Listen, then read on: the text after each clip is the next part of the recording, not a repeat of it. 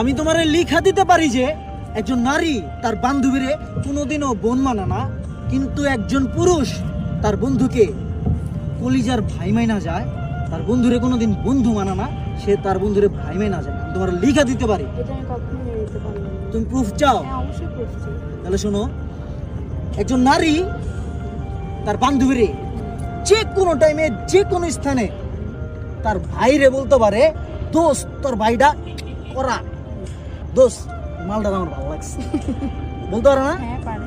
পৃথিবীতে এমন কোনো নারী নাই যে তার বান্ধবীরে এই কথা বলতে পারবো না, দোস্ত তোর ভাইটার আমার লাগবো, একটুখানি করে দে না। আছে? না। তুমি তোমার বান্ধবীরে বলতে পারবা না? হ্যাঁ, পারবো।